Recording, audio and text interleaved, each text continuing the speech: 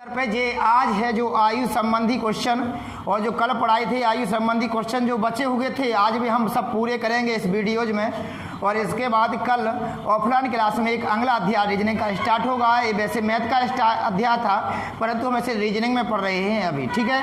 तो क्वेश्चन पहला लिया है आज हमने कि 5 वर्ष पहले 4 लड़कों की औसत आयु 9 वर्ष थी।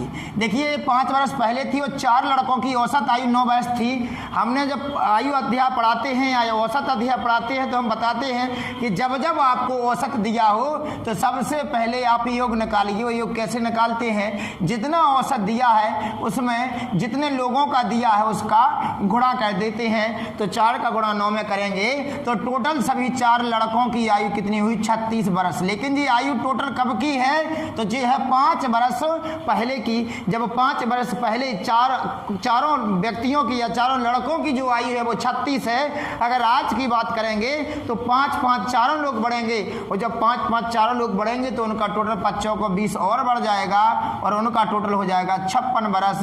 अगर वर्तमान में आज देखा जाए तो आज जो लड़के होंगे वे टोटल चारों लड़के 56 वर्ष के होंगे, परंतु आगे कहा गया है कि उसमें एक नया लड़के के शामिल हो जाने के कारण पांचों की वर्तमान आयु 15 वर्ष हो गई। देखिए एक नया लड़का आया जिससे उनकी औसत आयु कितनी हो गई है, 15 वर्ष।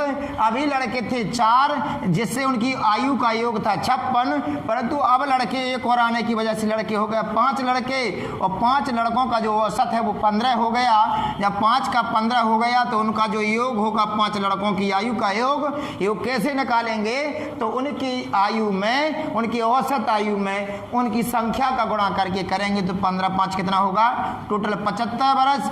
5 लड़कों की आज आयु जो हो गई है वो टोटल 75 वर्ष हो गई है। वो आज 4 लड़कों की औसत जो टोटल आयु थी वो 56 थी। 56 की जगह 75 होने का कारण एकमात्र कारण है कि इस 5वें लड़के की आयु इसमें जुड़ गई है। तो वो 5वां लड़का जो आया है वो एक नया लड़का जो आया है उसकी आयु कितनी होगी तो हम 75 में से 56 घटा देंगे तो कितनी आ जाएंगी उसकी आयु 19 वर्ष। जे तो आ गया उसका आंसर। तो बोले नए लड़के की आयु कितनी है तो नया लड़का कितने का होगा, 19 का। जे इसका सॉल्यूशन हुआ है, ठीक है।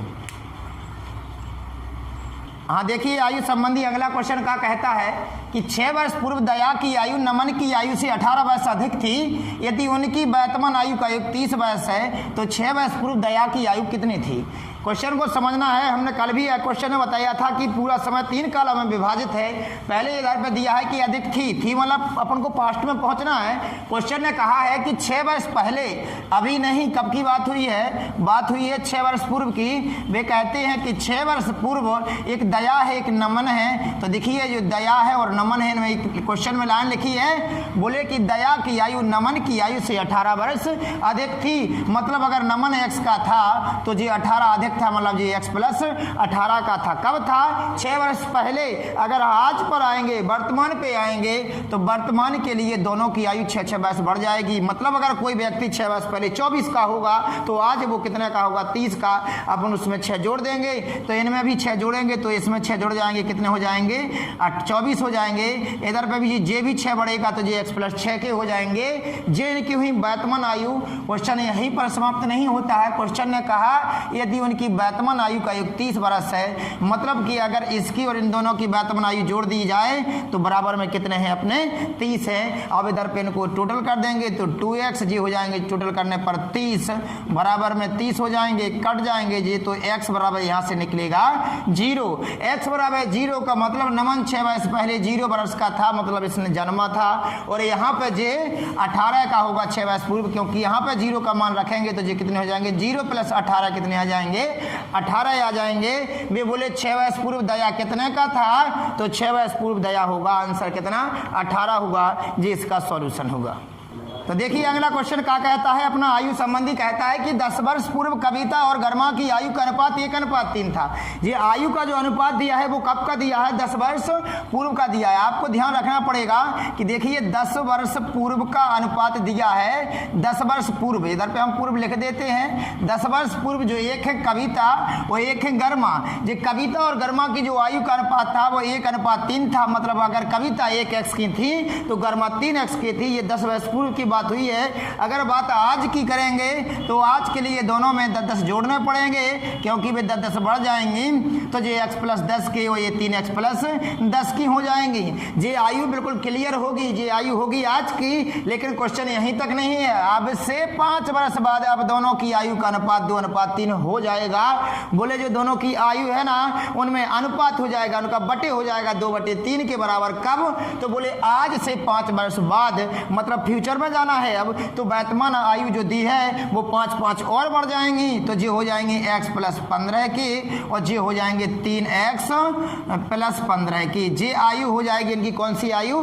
5 वर्ष बाद की आयु। और बोले वो कितनी हो जाती है? तो वो हो जाती है 2/3 के बराबर हो जाती है। क्रॉस मल्टीप्लाई करेंगे इधर पर तो हम देखते हैं, इधर पे आ जाएंगे 2 तिहाई 6x, इधर पे 15 दूनी 30 बराबर में हो जाएंगे इधर पे 3x प्लस 15 45 घटा देंगे, 3x बचेंगे जिस तरफ जाकर के घट जाएंगे और x इक्वल टू हो जाएगा कितना? 5। बोले हैं, बोले गर्मा और कविता और गर्मा की वर्तमान आयु क्या है? वर्तमान वाली कौन है? वर्तमान वाली जे आयु है।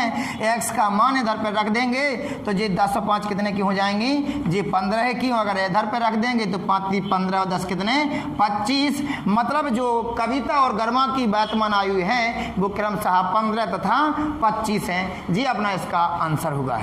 देखो आयु संबंधी अगला क्वेश्चन क्या कहता है। अगला क्वेश्चन हमने आपके बीच में लिखा है कि एक परिवार के 4 सदस्यों की औसत आयु 32 वर्ष है। जब आपको चाहे आयु वाला क्वेश्चन हो चाहे औसत वाला क्वेश्चन हो, अगर आपको औसत दिखता है तो आपको सबसे पहले योग निकालना है। तो जो योग निकल रहा है वो कितने लोगों का निकल रहा है? 4 लोगों का योग निकल रहा है। और वो कितना निकलेगा? तो देखिए 32 गुणे हम करेंगे कितने?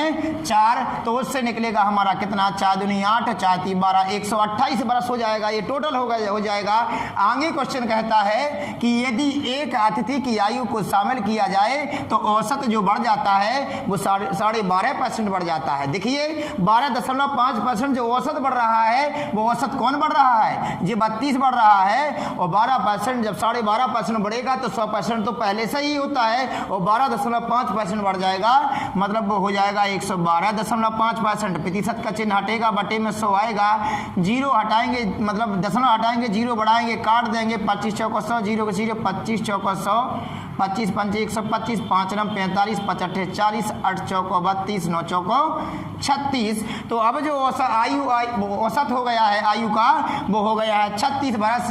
ये कितनों का हो गया है? तो एक नए अतिथि के शामिल होने की वजह से हो गया है। मतलब कितने का? 5 लोगों का योग जो हो जाएगा। जब योग निकालेंगे तो अब इस औसत में गुणा करेंगे हम कितने का? तो वो करेंगे हम 5 का, क्योंकि योग निकालने के लिए जितने लोगों का औसत दिया हो उतने का ही मल्टीप्लाई करते हैं। तो अब करेंगे हम इसमें 5 का, तो 5 छक्के 30, 5 15 और 3 कितने? 18। तो अब जो टोटल 180 हुआ है, 128 की जगह पर एक क्यों बढ़ गया है? इसका एकमात्र कारण है इस 5 में अतिथि की आयु का जुड़ना। तो वो कितनी हुई? घटाने पर हम देखते हैं कि वो हुई हमारी 52 वर्ष। तो इससे मालूम पड़ता है कि जो नया अतिथि आया है वो कितने वर्ष का आया है? तो वो 52 वर्ष का आया है, जिसका आंसर होगा। देखिए अगला क्वेश्चन क्या कहता है। अगला क्वेश्चन कहता है अपना आयु संबंधी के 35 छात्रों की एक कक्षा में छात्रों की औसत आयु 15 वर्ष है। देखिए जी आयु संबंधी क्वेश्चन है, रीजनिंग का चैप्टर लिया गया है, लेकिन इधर में वास्तव में ये मैथ का चैप्टर है। आपको एक एक स्टेप समझना है। यहाँ कहा गया कि 35 छात्रों की एक कक्षा में उन छात्रों का जो औसत है वो 15 है। तो सबसे पहले 35 बच्चों का निकालेंगे हम योग। और योग निकालने के लिए हम क्या करेंगे? तो योग निकालने के लिए हम 35 गुणे 15 करेंगे तो कितना आता है? 15 5 75, 15 45 और कितने हो जाएंगे अपने 7 भी, तो कितने हो जाएंगे ये 52, 525 वर्ष से अपने क्या हुआ है जी?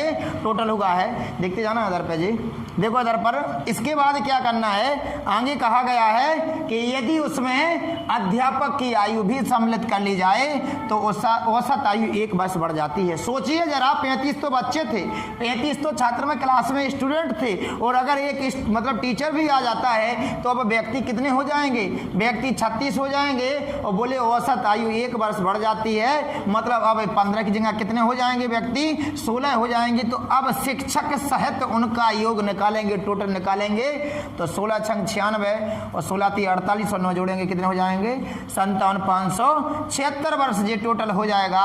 तो देखिए 525 से 576 जो टोटल बड़ा है, ये टोटल बड़ा किसके कारण, तो ये टोटल जो बड़ा है ये 576 से 525 से 576 हुआ है, ये हुआ है। इसमें आयु किसकी जुड़ी है, तो इसमें उस टीचर की आयु जुड़ी हुई है। उस टीचर की आयु अगर हम देखेंगे तो उसकी आयु आ रही है कितनी 51 वर्ष।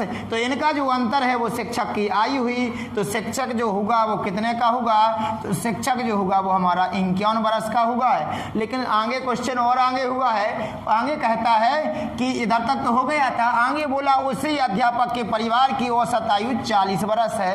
उस अध्यापक के देखिए एक स्टेप समझते जाना है और आगे बढ़ते जाइए, कोई भी क्वेश्चन कठिन नहीं लगेगा।